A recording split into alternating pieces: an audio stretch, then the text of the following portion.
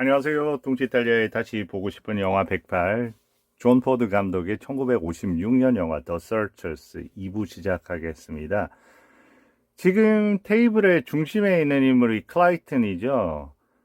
조겐슨 집의 가축들이 인디안한테 도살을 당했고요. 인디안들을 추적하기 위해서 자위대를 모았는데 자위대의 대장입니다.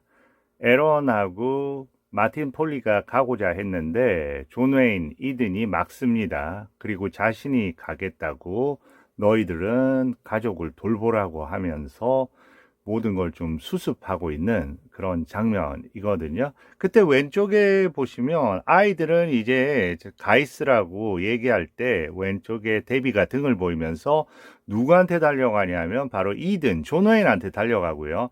오른쪽에는 데비의 오빠와 마사 그리고 에런이 이렇게 포진을 하고 있네요. 마치 그룹이 나눠진 것 같은 그런 느낌이 좀 전 들었습니다. 저 때 데비를 저렇게 엉덩이를 살짝 치면서 그 애정을 표시하는 저런 장면, 디테일하지만 아주 중요한 장면입니다. 오른손 선서를 하라고 하고요. 필요 없다고. 당신 무슨 자격으로, 당신 역시 계급 없지 않냐, 우리 다 반납했는데. 서로 간에 형식에 대한 그런 언쟁을 하는 겁니다. 연예인 자체는 홀로 모든 걸 결정하는 인물이고요. 하나의 격식을 만들어서 목사이면서 자위대장으로 대위로서 무언가를 부여하려는 그런 인물 간의 충돌이죠. 하나는 너무나 사회적인 인물이고요. 왼쪽의 존 웨인은 너무나 반사회적인 인물이라고 할 수 있겠네요. 나가고요. 그때 재밌는 장면은 이렇게 그 아들이 문을 여는 겁니다. 그때 밖에서 제일 큰 누나죠. 루시하고 조겐슨의 아들인 브래드하고 서로 통화하는 장면이에요. 그러면서 놀리는 거죠, 둘이서. 근데 저때 중요합니다. 두 명, 루시와 브래드 둘, 데비와 데비의 오빠, 연이어서 존 웨인하고 마사, 이런 둘의 구도도 중요한 것 같고요. 이 영화 다음에 올 장면 때문에 상징적으로 보여지는 게 아닌가 하는 생각입니다. 문을 닫고 지금 마사가 얼마나 그 코트를 애지중지하는지를 알 수 있었고요. 모른 채 하고요. 이때 제가 일부에서도 말씀드렸지만 그 마사의 그 손의 동작, 의도적인 연출이라고 할 수밖에 없습니다. 조금 있다가 저 손이 어떻게 또 달라지는 그런 부분들이 나오기 때문에 문을 틀자마자 존 웨인이 마치 손이 굳은 채로 온몸이 돌처럼 변해버리는 그런 느낌을 받습니다. 존 웨인의 몸이 본인으로부터 떨어져 나가는 게 마치 삶의 생기를 빠져나가게 하는 것처럼 여전히 저 굳어 있는 손을 그대로 하면서요. 일련의 무리들이 먼저 출발을 하고요. 오른쪽에 마사, 왼쪽에 데비네요. 인형을 들고요. 그리고 곧이어서 저렇게 그 등을 보게 되는 거죠. 마사는 그렇게 보고 싶지 않았던 등, 아까 코트를 만지면서도 그랬고 계속해서 존웨인이 계속 더 머물기를 바라겠죠. 다시 돌아오기를. 그런데 벌써 저 등을 보게 됩니다. 처음 영화 시작 장면에서도 집으로 안내하는 장면에서 존웨인의 시선을 놓치지 않기 위해서 바로 정면으로 모든 존웨인의 시선을 받으려는 듯이 뒷걸음질 쳐서 집 안으로 들어가는 장면이 있었잖아요. 그런데 벌써 이렇게 등을 보게 됩니다. 그 옆에 있는 데비 역시도 같이 저렇게 서 있는 거요. 끌어안잖아요. 옆에 있는 데비를. 이렇게 끌어안는 이 장면도 상징성이 있어 보입니다. 이 영화는 또 둘이 여기에서 아주 긴밀하게 쓰인 것 같고요. 밀착한 둘의 모습들이 루시하고 브래드, 데비하고 데비 오빠, 존 웨인하고 마사, 지금 마지막에 마사하고 데비로 이렇게 완결되는 느낌이에요. 그 둘이. 그러면서 이 3의 구도, 마사와 존 웨인의 관계, 존 웨인과 데비의 관계, 데비와 마사의 관계. 이런 부분에 또 여러 가지 연관성으로 이 장면이 구성이 돼 있어서 처음에 이 영화에서 집안으로 들이는 존 웨인을 도입시킨 사람이 마사라면 아마도 이런 장면을 통해서 마지막은 데비에 의해서 마무리가 되지 않을까 하는 그런 생각까지도 갖게 해주는 그런 장면입니다. 배경의 모니먼트 밸리를 잘 볼 수 있습니다. 좀 여담이지만 가끔씩 이 하늘의 색깔도 좀 주목해 볼 필요가 있을 것 같아요. 어떤 때 저렇게 구름이 드리우는지 그런 부분도 전체적인 구조상의 스토리상의 부분하고 좀 연관성이 있어 보입니다. 엉클 하면서 얘기를 해요. 뭐 얘기합니다. 삼촌이라고 부르지 마. 그러고 나서 yes sir라고 하니까 또 sir라고 부르지 마라는 거예요. 그냥 이든이라고 부르면 된다고 얘기하면서 거리감을 가지는 장면입니다. 영화에서 첫 만남 역시 마틴 폴리가 조금 늦게 집에 들어왔을 때 거의 유령 취급을 했었죠. 거리에서 보게 되면 전혀 못 알아보겠다. 그런데 그 정확한 이유가 인디안 피가 8분의 1 정도 섞여서 그런지 이 영화 자체에서 존 웨인의 행동의 그 이유라든지 이런 부분은 상당히 애매성을 기본으로 하고 있기 때문에, 그리고 이 애매성 자체가 영화를 끌어가는 중요한 힘이기도 하기 때문에 이 영화를 보실 때 영화 중간중간에 논리적으로 좀 안 맞는 그런 공간의 운영이라든지 시간의 운영 같은 경우에도 들어오거든요. 그런데 그런 부분을 사실상 애매성 속에 묻어두는 게 이 영화의 하나의 전략이자 이 영화가 추구하는 주제와도 맞닿아 있는 느낌입니다. 수색자라는 영화에서 알 수 있듯이 누구를 찾아서 헤매이는 거잖아요. 그 여정 자체는 항상 애매모호함과 여러 가지 불확실성과 그리고 공허함이 함께하는 여정일 수도 있기 때문에 전체적인 구조 안에서 이해하시면 아마도 더 효과적인 이해가 되지 않을까 하는 생각입니다. 선발대가 부르는 거죠. 이 공간에서 바로 제가 말씀드린 공허감이 가득 찬 공간 아니에요? 그리고 오른쪽에 모니먼트 밸리의 거대한 기암 아래 보이는 저 인간의 하찮아 보이는, 보잘것없어 보이는 대비적인 구도하고요. 한편으로 마치 저 공간 안에 공허의 공간, 이제부터 수색이 시작이 되는 거잖아요. 그 수색이 딴 사람한테는 일시적인 수색이겠지만 존 웨인하고 마틴 폴리한테는 계속해서 이어지는 수색이 될 거란 말이에요.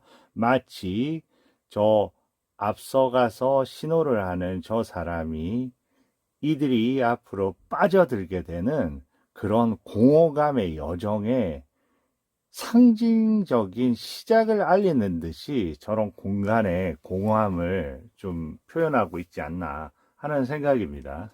바로 솥대가 죽어 있는 모습을 보여주는데요. 상당히 이런 부분은 저희가 엄청난 솥대를 생각했을 건데 미니멀리즘적인 그런 연출로 또 구성이 되네요. 영화의 구조 자체가 제가 애매성에 좀 기반을 둔다고 했잖아요. 그리고 중간중간에 그러다 보니까 영화 자체가 논리가 딱딱 들어맞는 그런 영화가 너무 어색하겠죠. 중간중간에 연출 부분에서 저런 상징적인 연출이 상당히 전체를 끌어가는데 효과적으로 들어오는 게 아닌가 하는 생각입니다. 이 영화는 그런 애매성과 형식적인 그런 상징적인 그런 장면들을 잘 매칭시켜서 끌고 가는 그런 묘미가 있는 영화라고 생각을 합니다. 코만치의 짓이라고 하고요. 소를 죽인 게 먹기 위해서가 아니라는 얘기를 브래드가 합니다. 소를 죽이는 건 시작이고 살인을 계획 중이다. 이쪽으로 해서 사람들을 유인하기 위해서고, 조겐슨 집 또는 에런의 집을 공격할 계획을 갖고 있다는, 그때 깜짝 놀라는 거죠. 조겐슨이거든요. 여기 오른쪽에서 세 번째 조겐슨이 로리 조겐슨의 딸이거든요. 딸은 베라 마일즈고요. 이 조겐슨 가족은 벌써 떠났고요. 클레이튼 역시 조겐슨 집이 가까우니까 먼저 그쪽으로 가고 일이 수습되는 대로 자네 동생 집으로 향하도록 하겠네. 근데 거리가 한 60km 정도 남았기 때문에 말을 좀 쉬게 한 다음에 먹을 걸 먹고 출발한다고 합니다. 프랭크 워든, 제가 설명드린 대로 아주 그 독특한 외모의 소유자면서 이런 역할을 자주 합니다. 그래서 모스 하퍼, 이런 부분을 통해서 긴장감에서 약간의 유머 코드를 가져다 주는 게 또 이 영화의 매력 중에 하나고요. 갑자기 음악이 음울한 음악으로 전환을 하면서 사의 집을 걱정할 수밖에 없겠죠. 음악과 더불어 장면이 전환이 됐고요. 벌써 색감 자체가 에런의 상의부터 해서 의자, 창틀에 붉은 기운이 가득합니다. 갑자기 저렇게 새가 날아드는 느낌, 약간 환상적인 연출인가 동시에 뒤에 있는 저 거대한 모뉴멘트 밸리의 느낌과 더불어 뭔가 어둠의 장막이 통째로 전진해 오는 선전포고의 그런 앞부분 같이 그렇게 새가 느껴집니다. 집안도 거의 붉은 기운이 가득하고요. 사냥을 하기 위해서 잠깐 나갔다 와야 될 것 같다고 하고 갑자기 아주 그 대답하는 방식에서도 마사가 극도로 예민해져 있고요. 지금 이 공간 그리고 이쪽으로 해서 이 창을 통해서 저 에런을 잡는 저런 장면도 상당히 인상적이에요. 에런 자체가 마치 함정에 갇혀진 듯한 그런 느낌을 받습니다. 저 창틀을 통해서 보이는 에런은. 그때 칼을 선물을 받은 아들이 삼촌이 있었으면 한다는 겁니다. 그러니까 이 집 자체는 지금 위험에 그런 게 다가올수록 삼촌의 부재가 엄청나게 느껴지는 공간입니다. 이런 얘기 다음에 이어지는 이 정면을 보는 이 에런은 하나의 이 집에 마치 하인 같은 느낌, 아무것도 할 수 없는 속수무책으로 당할 수밖에 없는 그런 수동적인 인물로 비춰질 수밖에 없는 거죠. 그때 멀리서 저렇게 빛이 보입니다. 위험이 이미 예고돼 있는 거죠. 그리고 공포가 시작이 됩니다. 불을 저렇게 끄고요. 불을 끄는 의미를 루시는 알게 돼버린 거죠. 루시의 얼굴을 통해서 점진적으로 카메라가 앞으로 가면서 이걸로 공포는 충분한 거죠. 이때 데비를 밖으로 내보냅니다. 마치 숨바꼭질 하는 것처럼 그 할머니가 묻혀져 있는 곳으로 가면 되죠. 저는 보면 그 유일하게 그 아빠와의 이 컨택이 이 마지막에서 처음 이루어지는 것 같아요.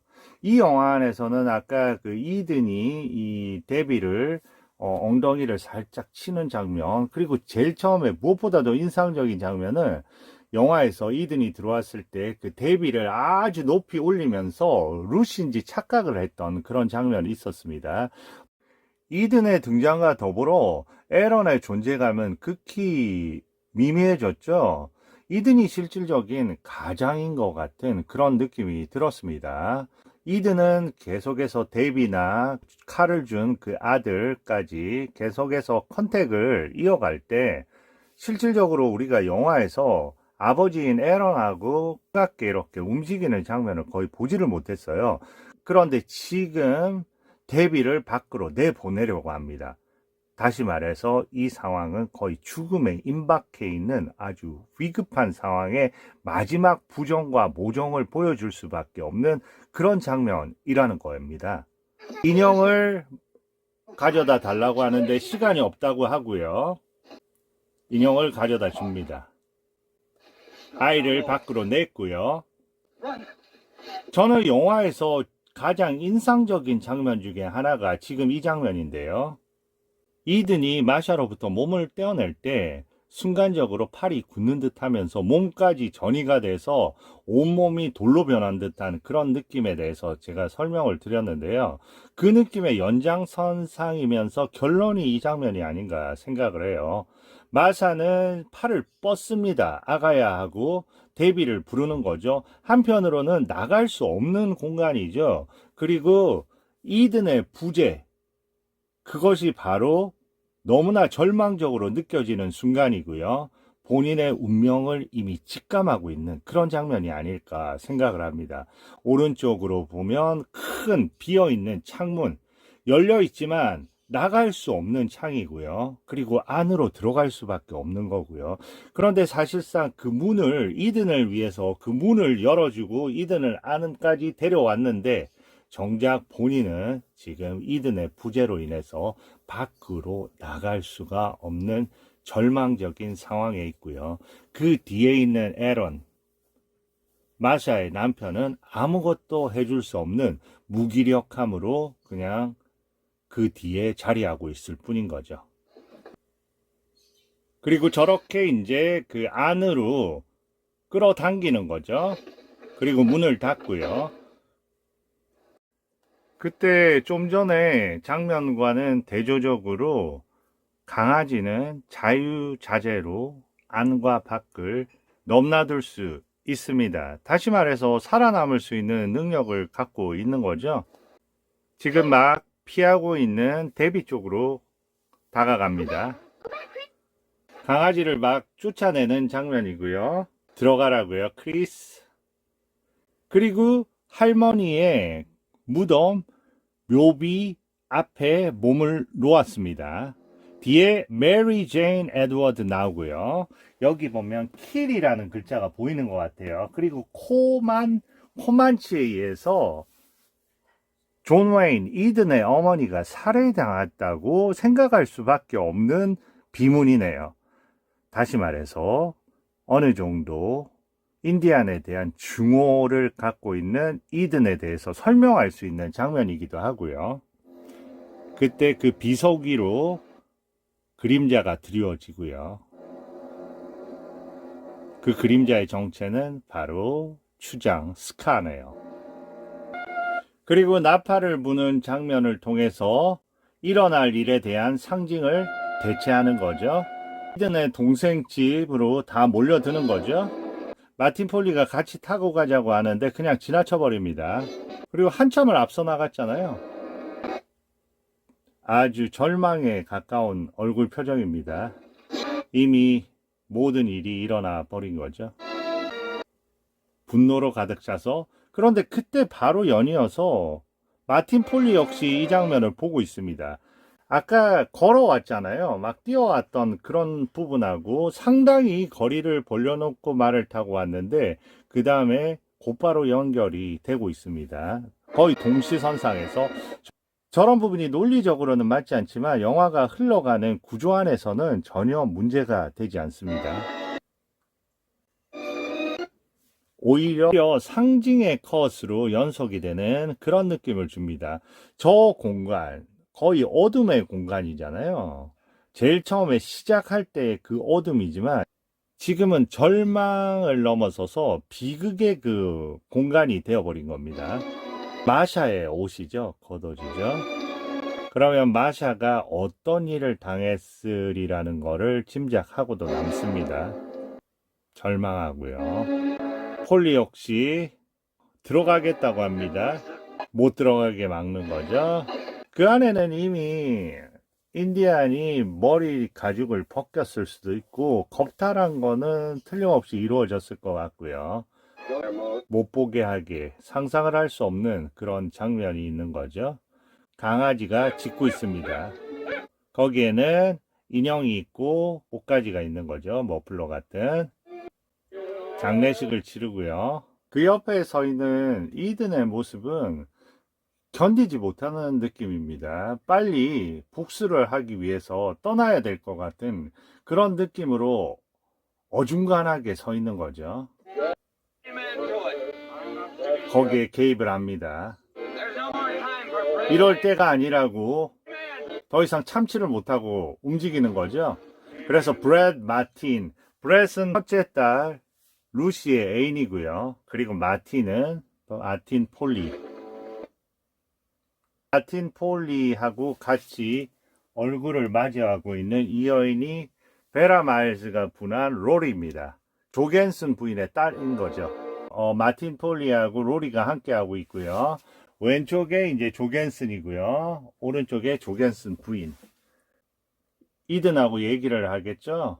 복수를 위해서 우리의 젊은 아이들을 희생해야 되겠냐고 아이들을 지키겠다고 약속해 달라고 합니다.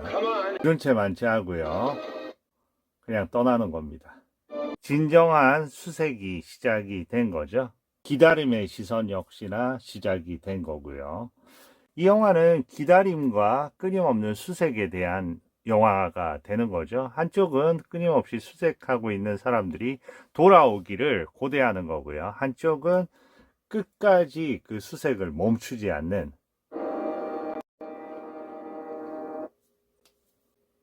자, 누군가가 무덤을 찾았습니다. 여기저기 무덤들이 많은 거예요.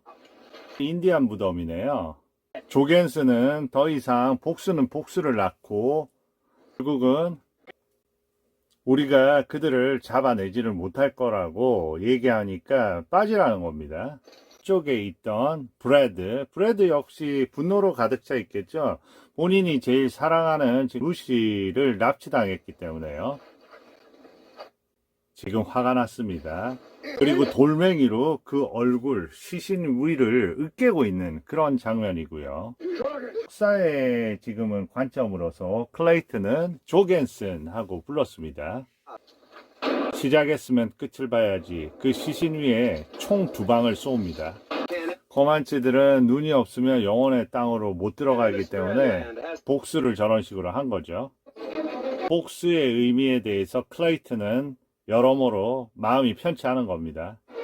두목처럼 행동을 하는 거죠. 어두워질 때까지 기다렸다가 해 뜨기 전에 덮친다고요. 여자들을 산채로 구하기 위해서 온 거 아니냐고. 한 명은 산채로 여자만 데려오면 되는 거고 여기서의 이든의 포지션은 전혀 다른 거죠. 공격을 하게 되면 코맨치가 여자들을 죽일 거라는 겁니다. 대화로 풀 수 있다고 클라이튼이 얘기를 하니까요. 마틴 폴리 역시 동조하는 느낌입니다. 화가 났죠? 너희들이 뭘 하냐고요. 여자들을 산채로 구하는 게 목적이라고 얘기하죠. 명령을 내립니다. 화가 났죠? 만약에 이번에는 따라하지만 이게 잘 안되면 다시는 명령할 생각하지 말라고 아주 엄포를 놓는 장면이고요. 이 장면, 이 영화에서 아주 좀 기이한 장면인 것 같아요. 순간적으로 그 여러 가지 긴장감에서 정적을 부르는 장면인가 동시에 무언가 애매모호한 그런 장면이기도 한 것 같아요. 저는 이 장면을 왜 집어넣었을까? 거기에 대해서 나름대로 많이 고민을 해봤습니다. 인디안이 잠시 머물고 간 흔적을 찾아가는 그런 과정인데요. 천천히 수색해 나가는 듯한 저런 과정. 저 과정은 저한테는 마치 이 사람들이 인생 안에서 어디로 가야 될지를 모르는 그런 멍한 시선 속에 놓여 있는 그런 부분을 상징화한 그런 장면이 아닌가 하는 생각이 들어요. 거의 영화 안에서는 약간 초현실주의적인 그런 장면으로 저는 인식을 했거든요. 마치 주위에 적이 있는 것도 아니고 그렇지만 하나하나 걸어가는 그 모양새라든지 이런 것들이 마치 각자 자신의 인생에 무언가를 찾아가는 그런 과정에서 갑자기 어디로 가야 될지 모르는 그 막막한 상황 속에 놓여 있는 그런 어떤 느낌을 좀 받았습니다. 이 수색이라는 여정을 대변해주는 그런 상징 같은 거를 처음에 놓고 시작하는 그런 장면이 아니었나 하는 생각도 들었고요. 어떻게 할 거냐? 계속해서 내가 명령하는 대로 하자.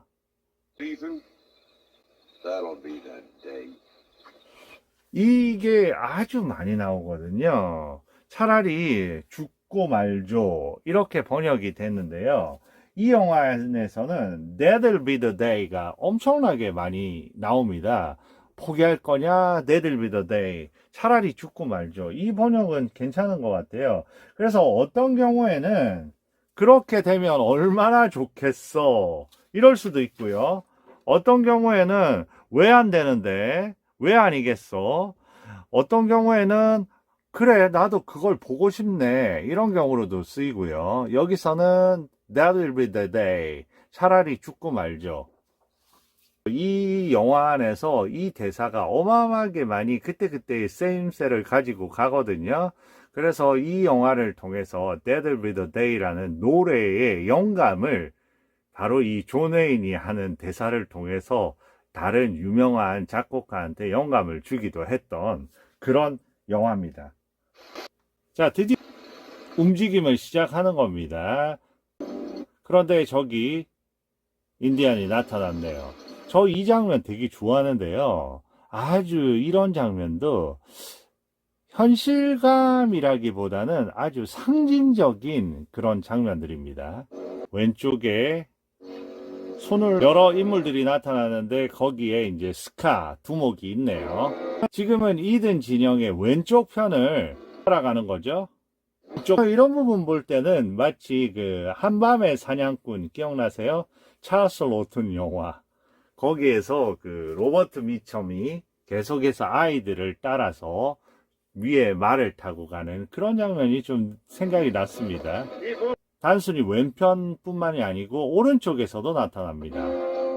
양쪽에 포위가 되어 있는 거죠. 손을 하면 달리자는 겁니다. 달립니다. 근데 이 간격이 거의 붙어 있잖아요.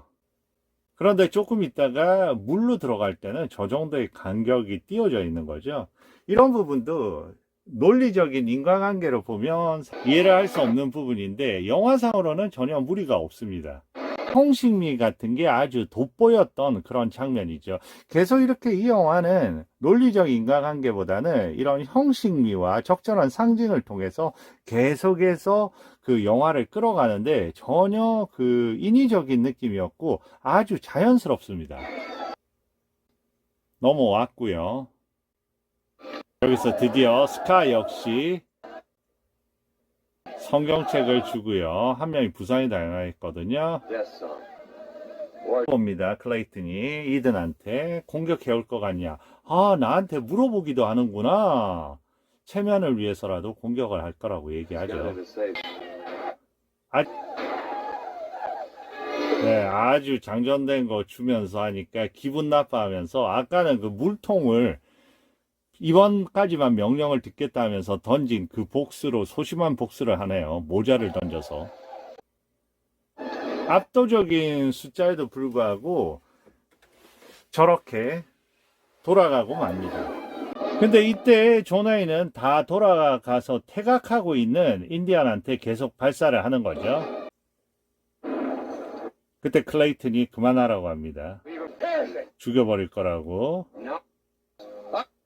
여기서 이성적으로 해결이 안 되는 폭발적인 부분이 또 나오는 겁니다. 내 말 더럽게 안 듣네. 너 마음대로 해봐. 뭐 이런 식인 거죠. 당신 말이 맞는 것 같아. 우리는 수적으로 너무 열세고 우리는 해야 할 일이 너무 많아. 그러니까